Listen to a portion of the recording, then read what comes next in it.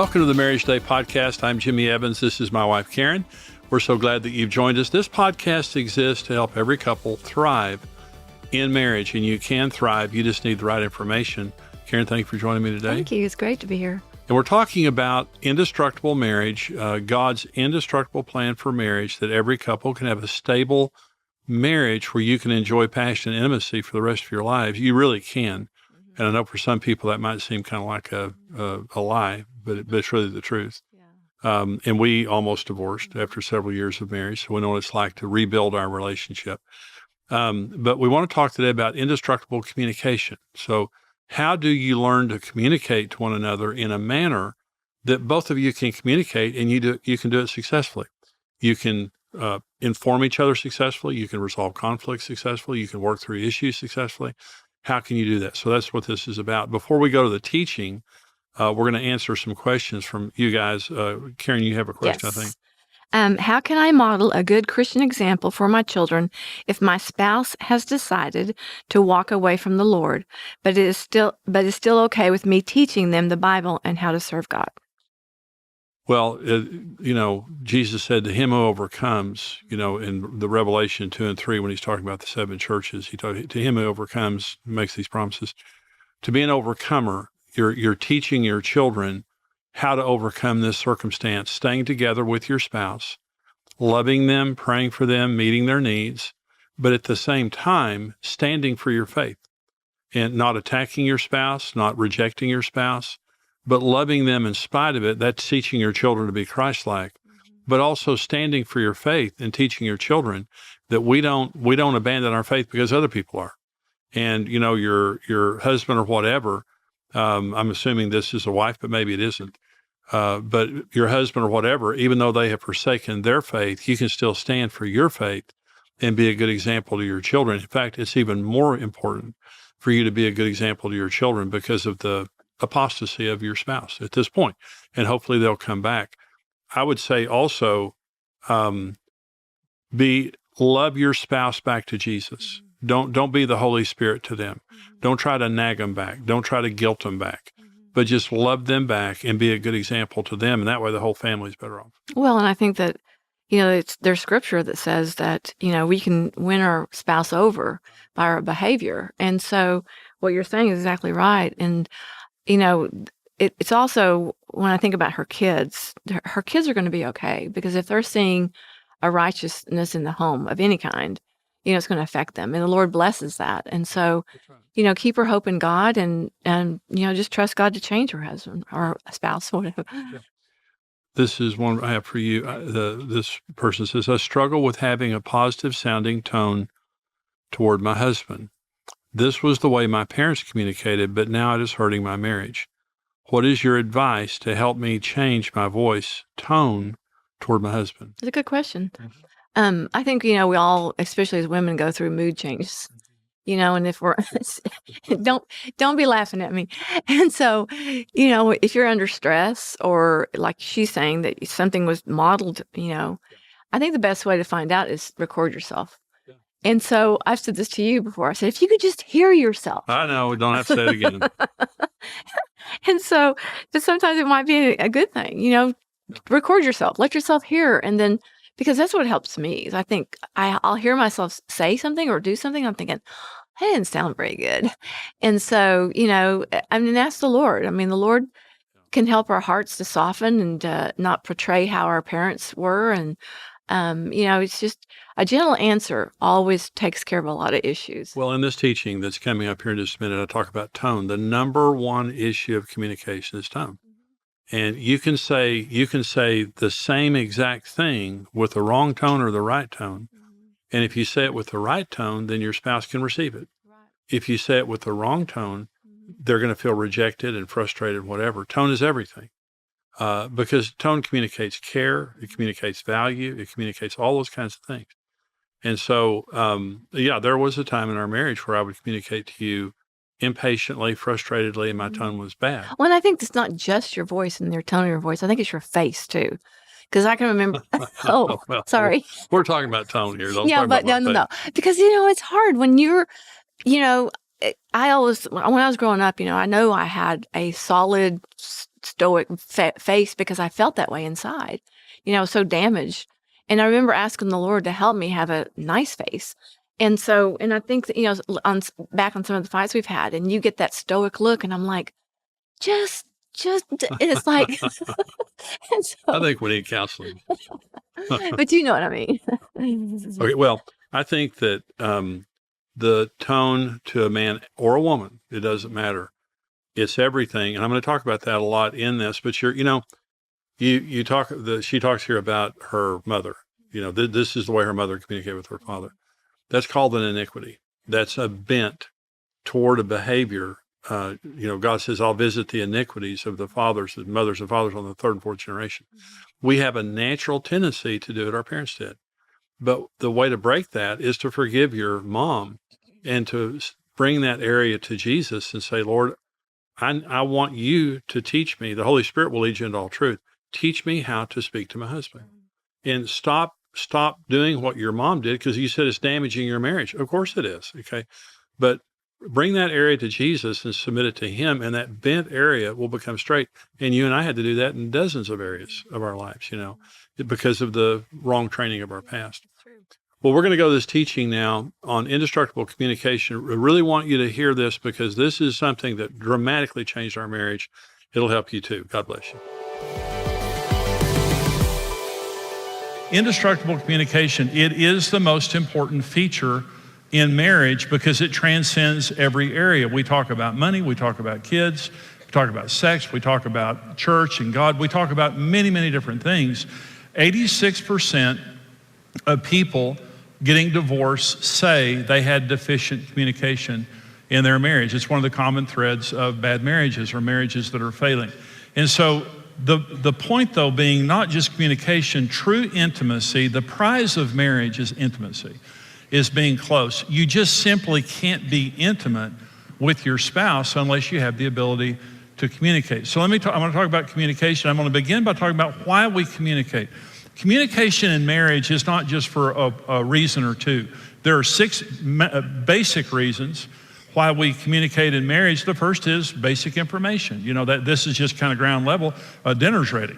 Just take out the trash or something like that. Just basic information. The second is partnership.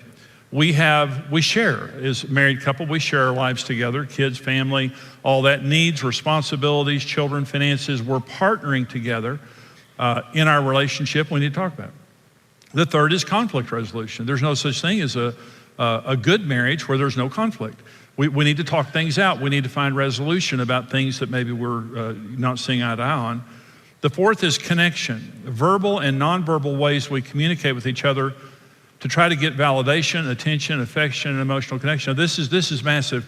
The research showed that the average couple connects over 100 times during the average meal. And this is physical affection, terms of endearment, wink, smile, compliment, whatever it might be. We need to connect with each other. And research proves that the harder you are to connect to, you or your spouse, the much higher your chances of divorce go up. And by connection, it just means, honey, and yeah, and we're connected. I look at you, I smile at you, I come up and give you a hug. I'm trying to connect with you. The easier we are to connect with verbally and non-verbally, the more our marriage is better and more intimate. The harder it is, if you feel like you can't get your spouse's attention or they're ignoring you or something, big problem in marriage. Number 5 reason that we communicate is personal information and revelation. That is personal expressions of feelings, thoughts, frustrations about life, my dreams, my fears, my hurts. I want to tell you about myself. This obviously is a much higher level of communication than just basic information. Okay, I want to open my heart, and I want to talk to you about how I'm feeling and thinking. Number 6 is intimate communication.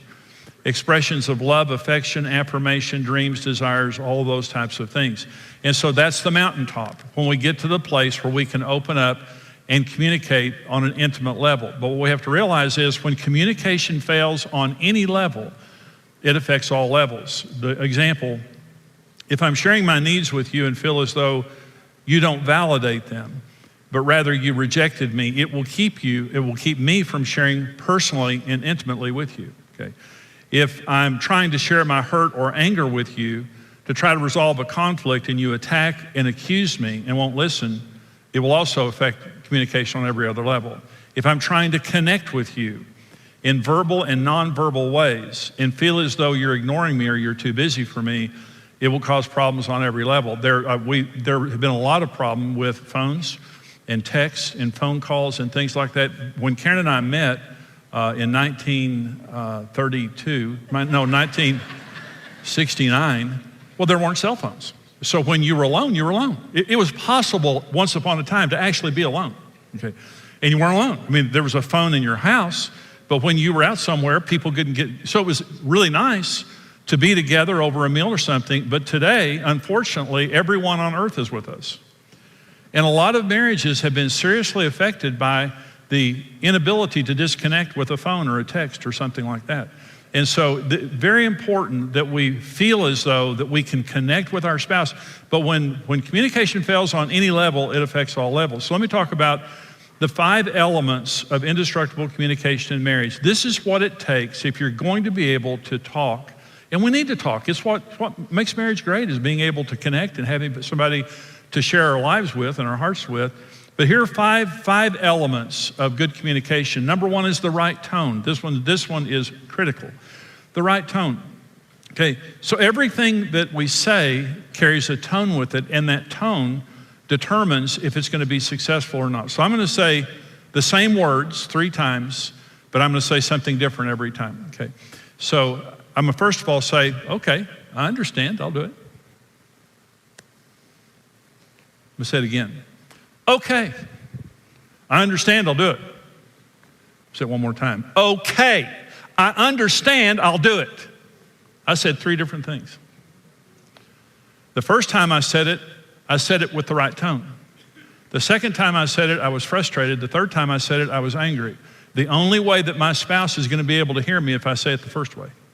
If my tone is wrong, it tanks the communication. Because all communication has a tone to it, and that tone shows if we care or not. Let me say this. It is impossible to communicate with a person who does not care. It's just, have you ever had a waiter or waitress in a restaurant and they come and take your order and then move to Europe? You know, and they're not to be found any longer. They disappear from the face of the earth. And then you see them walk back through the room, but they don't want to make eye contact with you. But you want more tea or you want some ketchup or something like that, and they don't care. They just don't care. It is impossible to communicate with a person who doesn't care, and my tone tells you if I care or not. Listen, so Karen says to me, Jimmy, this and this and this, and I respond with, what? I'm put out, I'm frustrated. Well, what I'm telling her is I don't care. But if she says to me, Jimmy, I say, yeah. And I respond with the right tone. My tone says everything. And every tone carries an encrypted message to our spouse that either allows them to hear or not. We hear through our deepest needs. Okay, so a man's deepest need is honor, and a woman's deepest need is security. We have other needs, but those are our mega needs. So let me use a woman as an example. So a woman needs to feel secure. The Bible tells a man to lay down his life for his wife and to nourish her as he would his own body. And so we're supposed to sacrificially care for our wives. And so when you're talking to your wife, it doesn't matter what you're saying. The words, what you're saying doesn't matter. Your tone has to say this to her. You're the most important thing in the world to me. I'll lay down everything else in my life to take care of you. You're not a burden to me. You're not in any way bothering me. I will do anything. If I don't get mine, you'll get yours. To my hurt, I'll take care of your needs. You're first. What is it that you need? Doesn't matter. You can be talking about the kids. You can be talking about anything. But when she hears a tone coming from you of sacrifice and care, it calms her down and makes her feel secure. Okay. And so if Karen said to me, Jimmy, are you going to play golf? And I said, yeah, you got a problem with that? Oh, the fight just started. But what if she said, Jimmy, you're going to play golf? And I said to her, well, I was thinking about it, but if you need something, you're more important than golf. What is it that you need? It's all good. If she knows that she's first, if she knows that I will sacrificially care for her, she can now hear. Listen, if I communicate insecurity to her, it's like a jamming frequency. Rather than calming her down, all it's going to do is upset her. And my tone is the most important part of that. For a man, when women are communicating with men, you do need to understand we're very sensitive in our egos. And some women say that's just pride. Well, it can be pride, but God made us to where our most important need is respect. And of course, the Bible tells a woman to treat her husband like she would Jesus. That means with great respect. So when you're talking to your husband, it doesn't matter what the subject is. What matters is he can't hear if you're disrespectful. I mean, what is being said to a man is less important to us than how it's being said. The way you talk to us is more important to us than what you're saying. And when you're going to have successful communication, by the way, what I said about security in women is true of your daughters. And what I'm saying about honor in your husbands is true of your sons. You'll never be able to influence a man or a boy when you're disrespecting him. And whatever you're saying, whatever the conversation is, here's what your husband has to hear. I believe in you. You're a good man.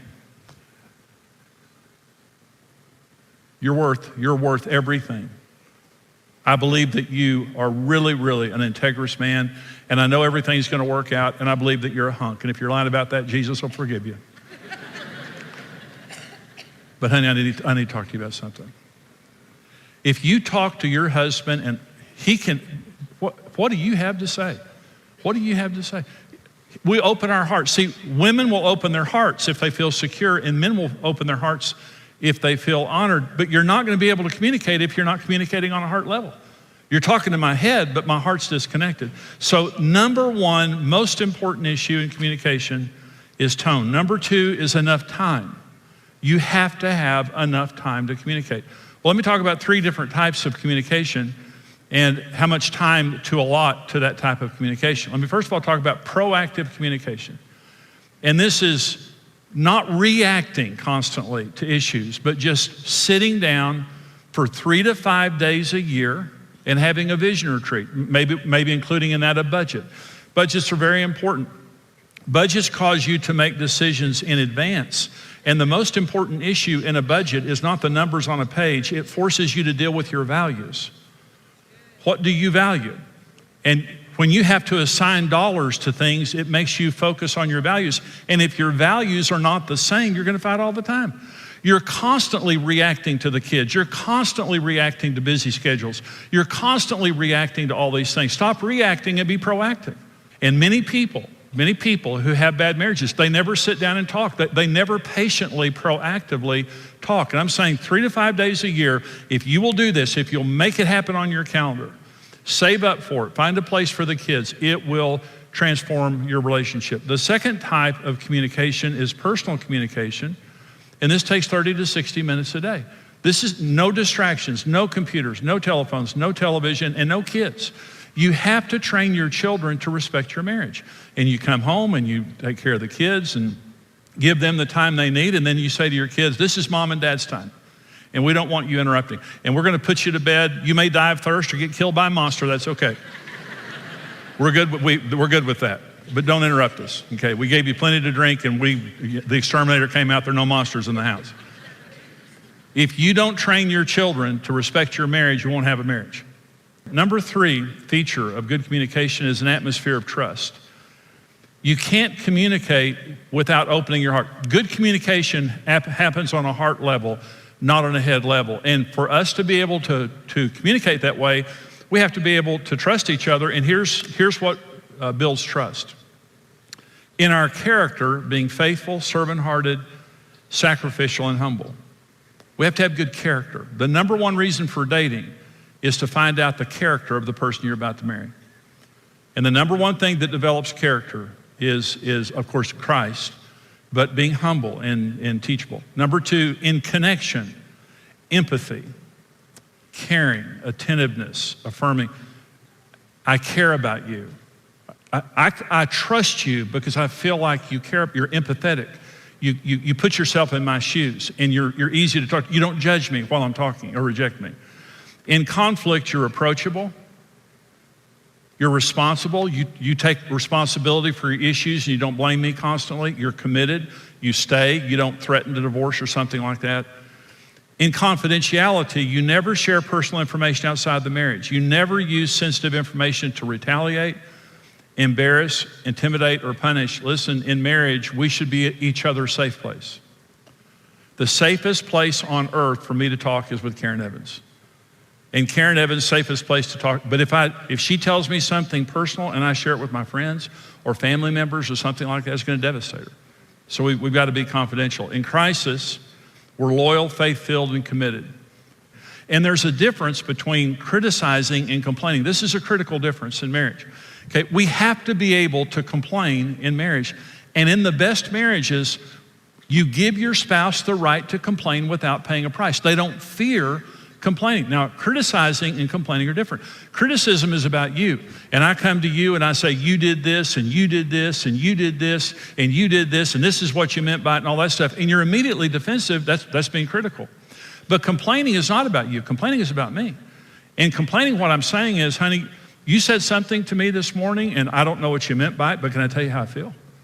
I felt like you were trying to get back at me about yesterday. And I'm not saying that's true. But I'm just saying, see, when I'm complaining to you and telling you how I feel, you don't feel attacked. And it's going to be very easy for you to say, that's not what happened at all. I was not trying to get you back. And see, you don't have to make your case. All I'm doing is sharing my feelings. But if I come to you, judging you and trying to tell you what you meant by that, then it just shuts down communication on all levels. We need to be able to share our truth, okay? I'm not saying this is scriptural truth. I'm just saying it's the way that I feel. And when your spouse shares something like that with you, you need to validate it. Even if you don't agree, what you can say is, well, honey, I don't really understand what you're saying. I don't necessarily agree, but I understand that it's important. And I want to thank you for sharing.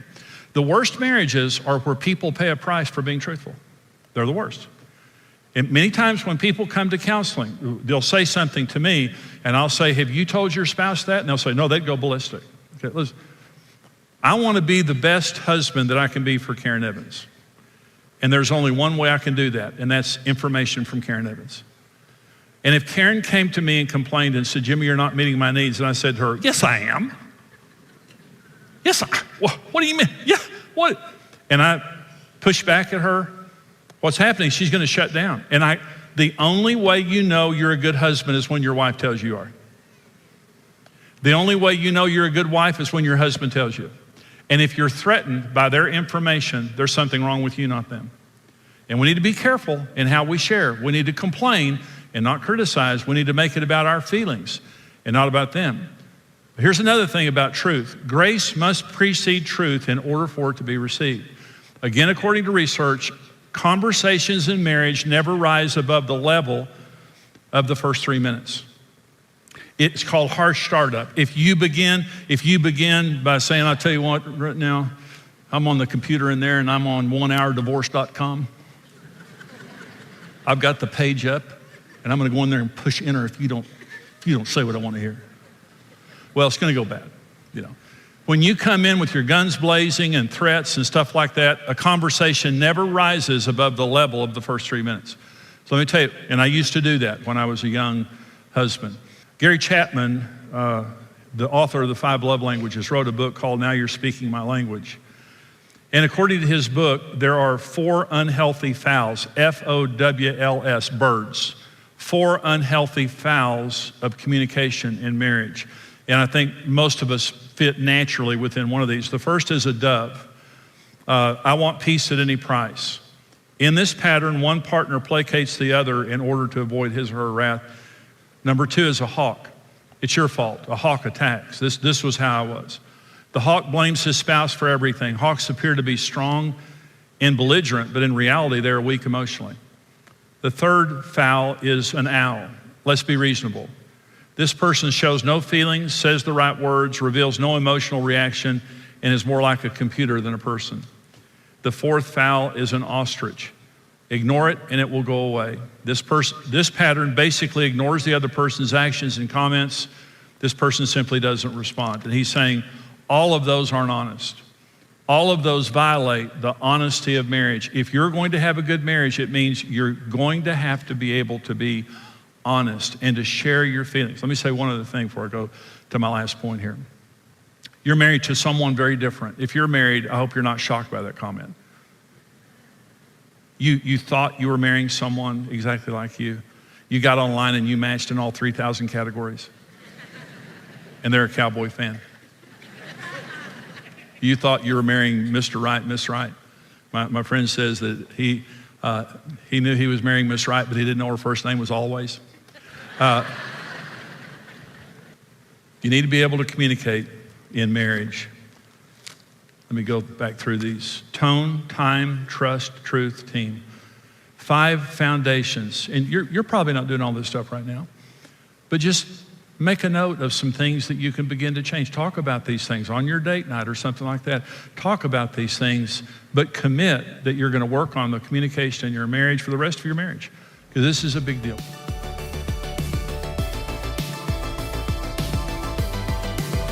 Hey, this is Brent Evans with XO Marriage, and I want to thank you for listening to the Marriage Today podcast. We believe your marriage has a 100% chance of success if you do it God's way. If you enjoyed today's teaching and want to keep learning, hey, subscribe to the Marriage Today podcast and take some time to leave us a review. Your reviews help us spread the word and can encourage someone else in need. For more great marriage content, check out xomarriage.com, where you can see all of our marriage building resources, articles, and live events.